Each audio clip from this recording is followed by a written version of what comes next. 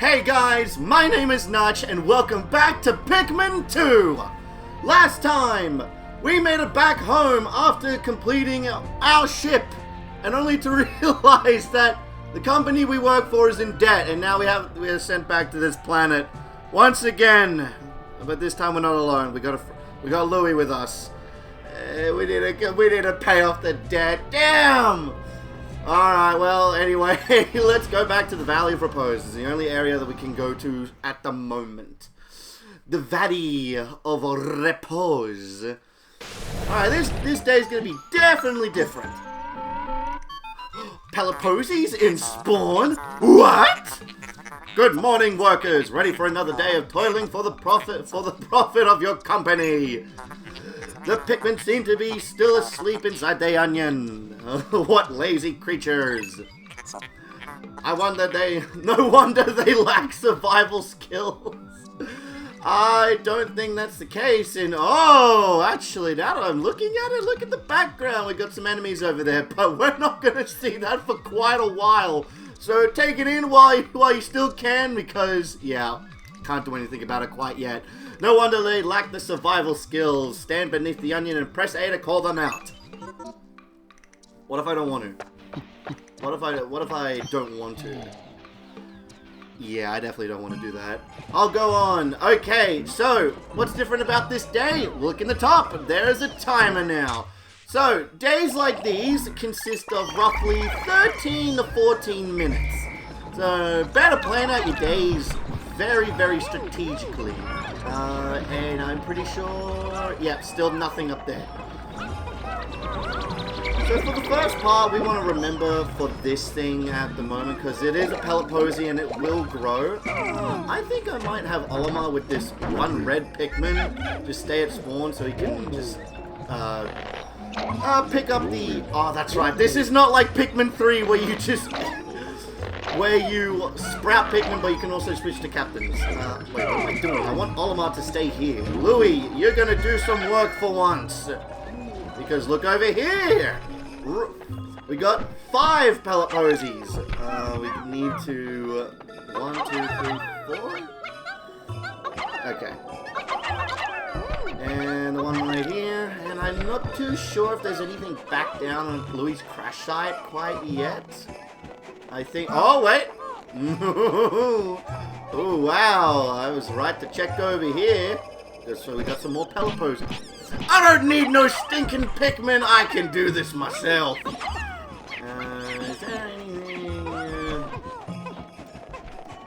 No, not yet. What? Am I actually going crazy, or does it just not exist? I'm not too sure now. It has been a while since I actually been to the Valley of Repose. Like when this game came out on Switch, I was at... how did I throw 4? Okay, there. I did nothing but play Pikmin. I played the original first one through completion, and then the second game, and then, you know what? Why not play the third game? Olimar, you get all these guys out. Oh, it's growing. It's definitely growing. We're gonna get something big here. It was 35, wasn't it? Yes, it was 35. Well, we got a dwarf bulb over there, but not only that, there is an enemy behind it. If you can hear it, it's snoring. And we're gonna need a lot of Pikmin for this. Hey, I say a lot of Pikmin and the game provides. I'll switch to Olimar. I like the sucker whistle. Switching to Louie here, he has a train whistle, or a conductor's whistle, if you will.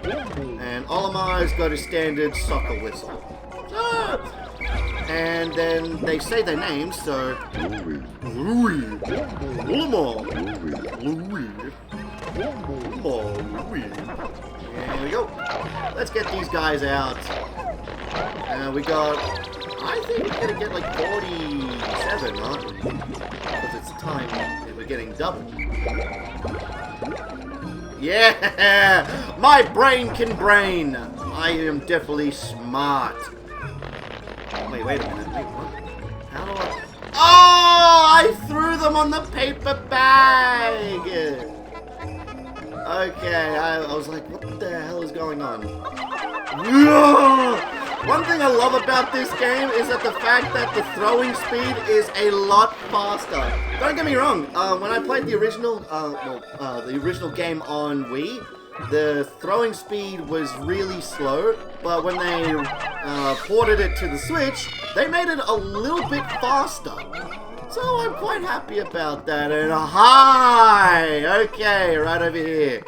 New enemy. This is a Bulborb. Like, big one. Big Bulborb. I think they're just known as spotty Bulborbs. Or just regular Bulborbs. But anyway, there's a treasure right behind it. So this guy's going to be a problem. Right over there is a wall we need to break down. And we'll get more Pikmin. And then hopefully we can take this thing down with ease. Because I don't trust my skills when it comes to this game.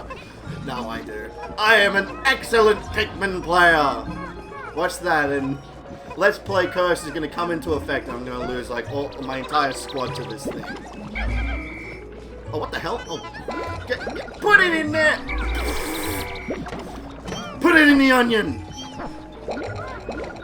Okay, and real quick, before we do anything else, that's right, let's just get these up. Louie, do something! There we go. Let's just disband. Pressing A on the ship does not give you health like in this game. In fact, it doesn't do anything at all. But trust me, it will do something in the meantime. And we're actually kind of close to seeing what it can do. But for right now, 53 red leaves in hand. We're going to take down this Bulborb. Hello, Mr. Bulborb. Mr. Bulborb. Alright, so you would think that you would want to rush at its spotty bum over here, given the circumstances from the first game. But since things are more different in this game, throw! Yeah! There we go. That's how you want to take down Bulborbs. Oh, Bulborbs like that when they're sleeping. And actually, no. No, don't do that. How much does this take? 35? Wow. Is that enough? 5 more. Whoa! Is that it? Is that it? Oh. And the rest can take this. I threw a red... bruh! Pikmin do not Pikmin in this game! I want to run into this leaf because, matter of fact, if you want to complete the entire Piklopedia, you do need to run into every single plant you can find. So like this one, and then this one over here. And I'm pretty sure there's no other lead. This one doesn't count because you can't get up there in the first place. We'll just run into that no matter what. What else is there to do? I'm just gonna wait for these guys to go back. It's already half the day, and there is something in it I want to take down as soon as possible because it is a day like that. Well, it is the day to introduce something like that. So I'll just cut ahead to when I go back to the wall. So I'll see you guys then. Louie, get out of my way. Well, actually, before we go back to the wall, we got this thing back. Ooh, I like how it's like a face on it. Ooh, we got 170 Pokos from that. Already up to 450 out of scrap. Let's see what... And at that moment, something terrible happened. Yeah, I accidentally knocked, not really knocked over my Switch, but knocked it slightly that it lifted up a little bit, going into handheld mode, and then going back down. It's a weird situation, but I lost audio. I lost the audio, so I'm here in post, just to do a little bit of commentary here, because at the moment right here, I was just gathering Pikmin right here, going, oh, it should be fine, right? Oh, how wrong I was. I was definitely so wrong about that. I don't even know how that happened. I just did it slightly. I guess I don't even know my own strength. But anyway, we were just... at this moment, at the recording, I was going to cut ahead, but since I knocked over my Switch, it's completely fine. We're here at the wall, and we're just gonna break it down. The strength of the Pikmin is very, very powerful. Even the ship mentions that, so once we get the...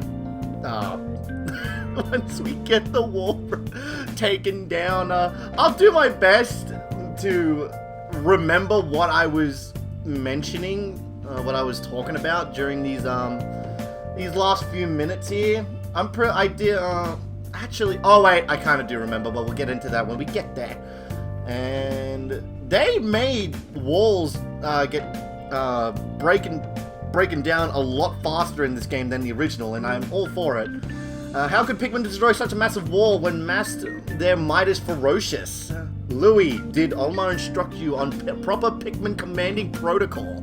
I'm not doing the ship voice. Not even really a ship voice. It's kind of just there. Apparently not. Omar, you are failing in your duty as a superior. Allow me to explain. We already know. Press A to grab a Pikmin and release them, throw, and call them into a group. That would be... press the button. Press the button. Press X to expand the group. To give orders, hold L while moving R. It's handy for giving orders to a group. Yes, so he's talking about like the line formation right there, and pressing minus will show you these instructions again. But not only that, look down in the bottom left. There is motion controls. So yeah, this game incorporates motion controls as well, but since it was ported to the Switch, it allows for non-motion or motion controls. For me, I find it a lot better without motion controls. I can play with it, but I just prefer it. That's just me though. But if the choices were reversed, if this game wasn't ported to Switch, I will happily do it with motion controls. Interesting. Warm air is welling up from the hole in the ground before you. What could lie underground? What is wrong? You both show expressions of unease. Yeah, don't blame him. Do not fear, the leader's group of Pikmin will join you. I shall dispatch my research pod too. I will return any Pikmin outside of the group to the Onion. So it just does not kill them, it just takes them back to the Onion. Huh. I'm not too sure about that, but I trust it, I trust it. Well, anyway, Emergence Cave. We went down into this hole and found treasure. I don't know why I paused there. Anyway, going down the hole. And honestly, they really nerfed the dungeons in Pikmin 4 because they were like, damn, we may have probably overtuned it a little bit in Pikmin 2. Let's give the new player base an easier time. Because it was actually quite easy for most of the part when I played it. But there were some instances where, oh shit, that actually did happen. Intriguing, my heat sensors indicate that this hole's interior... Analysis suggests danger lies ahead, but the promise of danger is tantalizing. No, treasure is tantalizing. If you wish to check the underground terrain, press plus to communicate with me. Yes, so when I get to there, I'm not just a ship, I'm an all-purpose support pod. You're just there. Well, anyway, yes, pressing plus right there, you look at the terrain right there, and we have not explored it, so any unexplored area will not show up on the map. And here we go. So right here, we got our first treasures, well, treasures, but new enemies over here. Dwarf Snowy Bulborbs. They are just basically regular dwarf Bulborbs, but white. There's really nothing else to say about it. The exact same health, exact same body shape, but just different colors. We got a treasure right there, and another one right there. I thought it was 8, but in fact it is 15 to carry. And I'm just trying to get my numbers in order. So I actually do know these treasure names. The orange and the bottle cap right there. And going around, I did mention that if you are playing along, or just playing entirely, like played it before and you remember, oh wait a minute, I remember this dungeon being a lot different, or some dungeons being different, that's because the dungeons are randomly generated. So, oh yeah, citrus slump. I called it right there, but audio problems. And this one is the quenching emblem. So yeah, some dungeons may not be randomly generated. It is just in a constant same structure.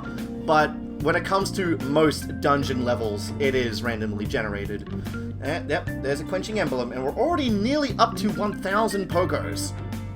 Come to... Jeez. If making money was a lot easier than just going, ooh, hey, bottle cap, $100! And right here, what the hell was I going on about right there?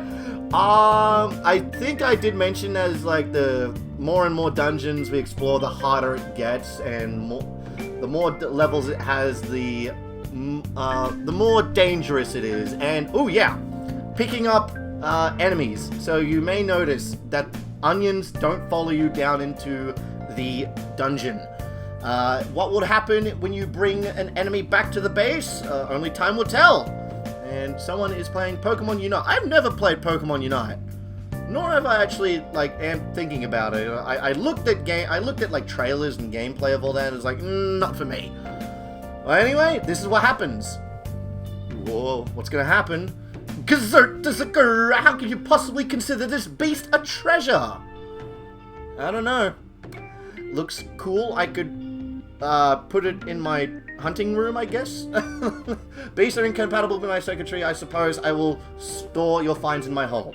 But I don't think beasts will be worth much. Yes. So you can take enemies back to base, and they will give you a range of 3 to 10 Pokos, depending on what the enemy is. There are exceptions of later enemies that we will find in this game that are worth a little bit more, but not until on the level of treasure. So for this case, I will not be taking enemies back. There are exceptions though, and I will advise you when we get to there, you want to take these things back. And we got another level right here. We got another hole in this hole. Okay then. Louis, do you recall that you can adjust the camera with ZL and up, down, left, right, press start, press B? What fucking cheat codes are you saying, ship? Your expression suggests you do. Excellent. This guy praises Louis, but doesn't praise Olimar. I don't like that. I don't like that one bit. I'm going to turn you into scrap metal.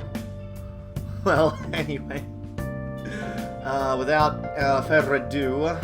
I was explaining right here that you don't have to worry about Pikmin not in your squad to go down to the next level, because they will instantly teleport to you and you can go down with ease. So you don't have to worry about Pikmin not in the field, not in the group. They will just show up.